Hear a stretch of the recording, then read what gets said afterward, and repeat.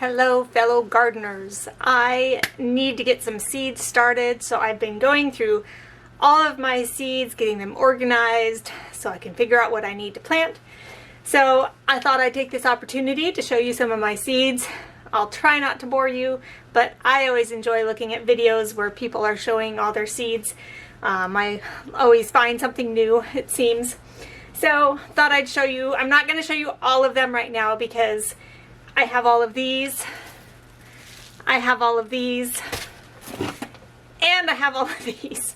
So, not going to show them all. Right now I'm going to show mainly the plants, the seeds that I need to get started now, which would be the brassicas like cauliflower, broccoli, cabbage, the colder weather crops, and then I also want to get tomatoes and peppers started because they can handle, especially tomatoes, can handle being a little bit leggy once it's time to plant them. So usually I get started too late and then they spend most of their time once I get them planted in the ground trying to just grow, and that just takes too long for me. I want some nice big plants to get into the ground once it's warm enough to plant them here. So I'm going to go ahead and get tomatoes and peppers started too. Peppers because they take a long time to get going. So here we are. These are a mix of seeds that I've gathered over the years. Some of them are a little old. They probably won't have a very good germination rate, but I'll probably still plant those anyway because some of them have surprised me and had good germination rates. Some of them didn't. So these right here, I'm going to cover those in a different video because these have a theme. So I'm just going to set those to the side for now. I had to put them all in this carry case so I could bring them out to my hobby room from the kitchen where I was organizing them. Okay, so first of all, some of the kind of colder weather crops and then just some that didn't fit into other categories. We're not big eggplant eaters, but I'm gonna try this one. They're kind of more slender, diamond eggplant, and see if maybe the smaller, rounder ones or longer ones I can try to make use of. I'm trying to add them into our diet. They're not my most favorite thing in the world, but I know they're good for us, so I try to add new things into our diet. All right, this is from a long time ago. I've had 2012. It's a red onion. Anyway, this I got in a big pack. I'd ordered one of those, you know, those end of times, apocalypse gardens in a tub or whatever. So I'd gotten a whole bunch of seeds. Not all of them were all that great, but some of them have really surprised me with how good they are. So even though these have a 2012 date, I'm still going to plant them and see what I can get. These I got, this is the Crimson Forest bunching onion. I have two 1-ounce packages, lots of seeds in there. These I actually got when I went to the homesteading convention that Doug and Stacy from Off Grid with Doug and Stacy put on in Hannibal, Missouri. I won one of their one of the Baker Creek seed envelopes. It was a mailing envelope full of seeds, and I won one of those while we were there. And these were in that pack. So it's a lot of onions. I'm gonna try planting them though. I probably won't plant them all this year. That's a lot. That would give me probably a lot to sell. I don't know if I really want to get into market gardening, but you know, I'll have a lot of onions. But Crimson Forest bunching onions. And then I have a bunch of carrots here. These are again from that pack that I got back in 2012. Imperator. Imperator, I can't even say that. Imperator 58. Scarlet Carrots. So there's some red ones. Some Lunar White. We've already planted some of these. They didn't come up though. I don't think the growing conditions were very good. I didn't keep them very moist, I don't think. They weren't in a good location at our old house. So here at our new house, hopefully we have a much better place to put carrots. You can see my son's name on here. I had let them go through the seed pack. This is the Lauber Ricker Yellow. So a slender yellow carrot. Focus. I'd let my boys go through and pick some seeds out to plant in the garden, so that's why his name is on there. Kyoto red carrot. I have notes on all of these, some of these. Atomic red. This is probably a free one, yes. Free one from Baker Creek, the Amarillo carrot. So another yellow one. And one that, oh, another free one, because, you know, you order multiple times from Baker Creek, you get multiple free carrots. So another Amarillo carrot. Pusa rudhira. So another somewhat red carrot. This is a Scarlet Mantis. This is, I don't even know if there's anything in here. That might be empty. That's empty. Another Kyoto red. Some of these I ordered. Actually, some of these I might have gotten in that pack that I got at the homesteading convention. And that might be why I have multiple ones. Plus, I may have ordered them ahead of time and then got them in the pack. This one is a really long one. Manpukuji. Super long carrot from Japan. So that'll be really fun. Okay, that's it for the carrots. I'm not a big beet eater. Our family isn't big on beets. But this is a cylindrical one, so it'd make nice slicing beets. So my husband likes pickled beets. Again, this is something I want to try adding into our diet, so I got some seeds to plant and just kind of see about how to add them to our diet. Plus they're good. Beets are good for having as a colorant. Beetroot is actually can be used as a purple coloring for soaps and stuff. So here's some cabbage. This is really old one again. Golden acre cabbage. Red acre cabbage. And then I have a couple Brunswick cabbage. Both from Baker Creek, as this one was a free gift. Early Jersey Wakefield cabbage. Some more, and that's it for the cabbage, at least in this bunch. Then some old seed again, snowball cauliflower, and some broccoli. I'm hoping to have some luck growing broccoli and cauliflower this year. I've never really had much luck growing it before. I had planted some radish in my greenhouse that got destroyed. This was some of it, so I just have some of the seeds left over from that. Some giant red, crimson giant radish. And then we have some turnip here. This is, these both are purple top, white globe. One from Lily Miller. That's an older one. Sell by 12/15, December 15, 2015. And then this one is again the purple top white globe, but from Baker Creek. And then some of the really old seed. Oh, this is a beet, Detroit dark red beet seeds. So we'll give those a try and see if we can get anything. I'm not going to worry if I don't, especially since we don't really like beets. So anyway, those are cabbage, broccoli, and cauliflower. And then I also have some other, I don't think I have any other cabbage seeds or cauliflower seeds actually. But I do have some other broccoli seeds that I'll show you in another session. So those are the colder weather crops and then some odd ones. I have some peas, Improved Maestro. That's a pretty good pea that I liked. That one's going to go in that crop there, or that package pile.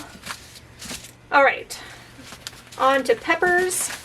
I am not a huge pepper fan, but my husband likes his hot peppers, and then some of my boys like the sweeter peppers. But I do like pickled banana peppers, so I'm going to plant a lot of these so that I can pickle them for myself this year.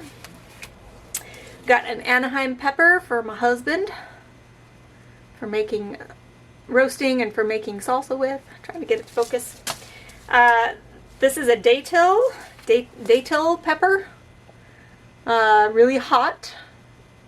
Some of these I'd gotten as a challenge for Mary's heirloom seeds. She was going to do a pepper growing and tomato growing challenge last summer, but after March or so, I never really heard much about it. I think COVID kind of did away with the challenge. She just stopped really posting about it that I could see. I didn't get any more emails about it, but the Santa Fe Grand Pepper I got from Mary's Heirloom Seeds. And then the Tabasco pepper. I don't even know if we like Tabasco sauce. My husband might, I guess. But I figured, you know, I can try making our own Tabasco sauce and such. A really old one, Tam jalapenos. We'll see how much that doesn't want to focus. We'll see how well that does being an older seed. Another really old seed. Doesn't say how old. 2013. Some more sweet peppers, or the sweet pepper, the banana peppers. This is the California Wonder seeds. Since my boys like the bell peppers, the red and the yellow. These are some seeds that I got for free, I think, from Seeds of Change. They were mailing out organic seeds at some point. So this is a Bulgarian carrot chili. I've had these for a long time too, so I don't know if they'll germinate. Yeah, 2011.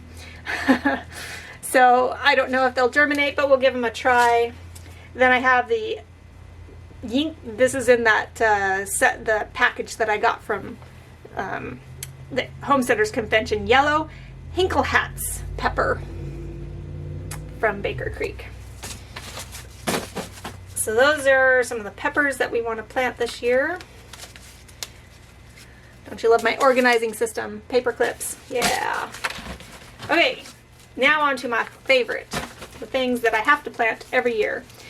These I ordered from nicholsgardennursery.com, and they are a Northwest, an Oregon company, an Oregon nursery. I just found them this last year, or last winter basically. So I put in an order from them. They had some things that I hadn't seen before. This one is called a Geranium Kiss tomato. And I like simple envelopes, but I also like to have pictures so I can remember what they look like. I got the Mortgage Lifter from Baker Creek. Oh, there's a Mary's Heirloom bottle. Oh, and look at that, another Mortgage Lifter, because I had forgotten that I already ordered some, so I have lots of Mortgage Lifter tomatoes. Also from Mary's Heirlooms, Green Zebra, Cherokee Purple, and San Marzano Tall Vine. I planted some of these this last summer, and I love the size of these plants. They're big paste tomatoes. They're larger paste tomatoes, a good size, and they have, I dare say, they have fewer seeds and juice inside than the Amish paste tomatoes. So I'm definitely going to grow those again.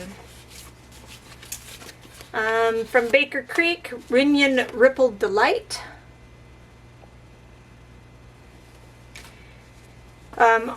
Also from Nichol's Garden Nursery. And this one was actually, I was watching Jen with Garden Jen's Journey. If you've ever heard of her, she's in, I think, Minnesota or Wisconsin, one of those middle ones. And she was going through a stash of her seeds that she'd gotten at a seed swap. And she mentioned this one, and it intrigued me. And then I was going through my own stash, and I found out I already have the Indigo Rose tomato myself. So it's one of those tomatoes that turns really purple. Let's see. Beautiful eye-catching hues of deep purple where sunshine hits, to red-orange where a leaf or stem shields the area from the sun. So it's saladette-sized fruits. So kind of probably a larger cherry tomato type. So I can't wait to see what those are like. Older seeds, again, beefsteak. This one is my husband's favorite. Now my husband, oh, here's another, this is a super beefsteak. This is an older one. It's not focusing. Focus. Anyway, beefsteak. This is an older one, 2014, so we'll see what the germination rate is with that. I'm probably not going to plant all of these this year. I'll probably save some for next year, but I do want to get a lot of these planted. There's another one here that goes with this. Let me find it. There. And then is there... I guess that's all. Okay, so this one I planted several years ago, a few years ago. Let's see, 2017 I planted this. And my husband, sorry, that's not going to tell you what it is.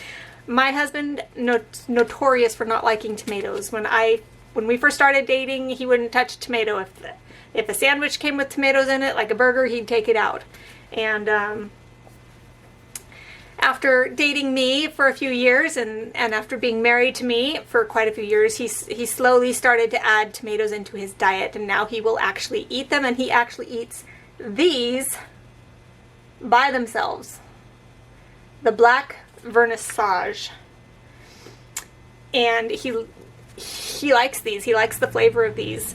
And so I'm quite pleased with that. But I've been converting him into a tomato consumer. So I don't understand people who don't like tomatoes. Unless you grew up only eating store-bought tomatoes, then I can understand, because those can be quite bland. Of course, we always have to have yellow pear. I grew up eating yellow pear. Nature's Riddle, I like this one. I grew this one. I bought it 2016, so about that time I grew this, and it's a nice one, kind of a yellow and red tomato. And here's another one, tomato pineapple. That's kind of a yellowy, orangey red one, and it can be up to 2 pounds each. Mine didn't get that big, but my soil wasn't very good either. This is a cherry tomato, the red tomato, Agrapoli d'Inverno. Agrapoli d'Inverno, which is a winter grape, it says. Rutgers tomato, I've heard that's a really good one for canning, so I want to grow this one for not saucing, but for having the diced tomatoes. Riesentraub, these are tiny, a small 1 ounce fruit. And the name means giant bunch of grapes, and it's a German heirloom. Now, a lot of times I will buy the seeds because they have they're a German heirloom, like this one, actually, the German pink. Our family, especially my husband's family, has a German ancestry, and so we've been learning German not as a family, but several of us have been learning German, and we like to try German foods and, just kind of embrace our ancestry. Not all of the German ancestry, of course, but, this is a tomato purple bumblebee. I didn't really care for the bumblebees particularly. It says they're crack resistant and whatnot, but I found that's the purple bumblebee, and this is the pink bumblebee. I found their skins to be a little on the tougher side. Like when you bite into a tomato and you expect to just, chew it nice, consume it nicely. But the skins were kind of tough, and it took a little bit to, you've swallowed the flesh of it before you've gotten the skin. Anyway, this is an older one, so I don't know, 2012. Matt's Wild Cherry. It's one of those seeds of change ones that I got. So those are the peppers, the tomatoes, and some of the colder crop ones that I have. I'll go through one more set of stuff, and then I'm going to cut it off for now, and I'll make additional videos later of my other types of seeds that I have. So this is corn. So I was watching, Good Simple Living, and they had their little garden in back of their house when they were still living down in Vancouver area, and Vancouver, Washington. and they were talking about, they had their glass gem corn, and then I think they had a red, double red sweet corn. And they talked about how they could, they sold the corn cobs for, fall decorations, and they had their glass gem corn, and they, glass gem corn, and the red sweet corn. They sold the cobs for decorations, and then they also sold the stalks, because like the double red sweet corn, the stalks themselves are even red. So they made for fun Halloween and Thanksgiving fall decorations. So that inspired me to want to grow corn. And I always wanted to grow corn anyway, but to grow decorative corn, I guess I should say. But I don't want just decorative corn. It needs to be dual purpose or multi-purpose. And so these corns, while they're decorative, they can also be ground up to make flour, cornmeal, that kind of stuff. And then I also want to grow corn for my chickens as well, so that it cuts down on our feed bill. So anyway, I ended up being inspired by Good Simple Living because of their corn episodes that they had. So I got some corn here, and so I'll just go through that. These actually came in the Baker Creek package that I got at Homesteaders Convention. It's Wade's Giant Indian Corn. The ears can be 12 inches long. And it's good for autumn displays, for selling at the market, etc. And it doesn't say in here on these packages, but it's possible they could also be used for grinding into meal. I'm not sure. All right, Stowell's Evergreen Sweetcorn. I got 2 packages of these from Mary's Heirloom Seeds. There we go. Okay. There's a difference between sweet corn and dent corn, and sweet corn is the kind that's nice and juicy and sweet that you want to eat on the cob, or that you want to preserve in the, freeze it or can it or whatever. The sweet corn is, in my opinion, much better tasting for that. So then I got some glass gem corn, and I got some not just for myself but for my mom.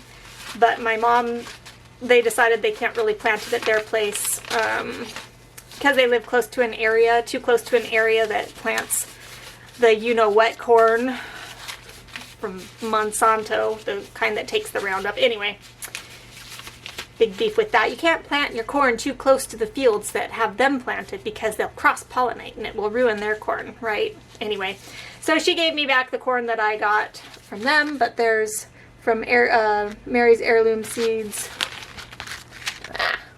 There we go.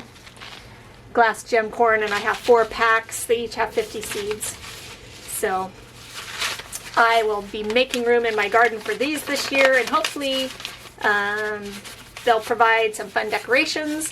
They'll provide some cornmeal, and hopefully another source of revenue for our farm.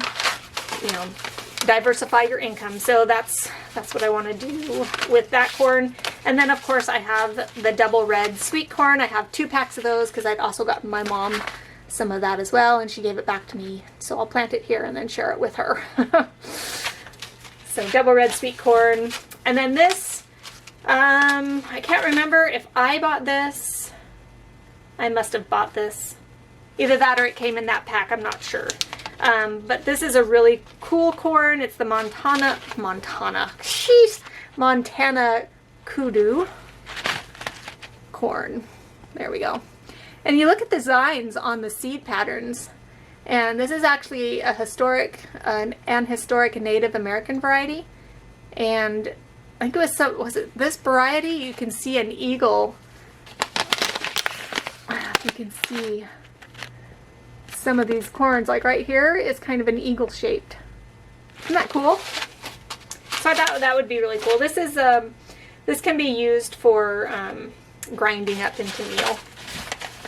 All right, so I think that does it for this batch of seeds. Thank you for joining me. I'll be planting some of these very shortly. Got to get them going so that it doesn't run into hot weather, because once it's hot here, then our cabbage our cabbage does okay, but the broccoli and the cauliflower don't do well at all. So got to get those in the ground and planted. So thanks for joining me on this episode of Looking at Seeds. Bye.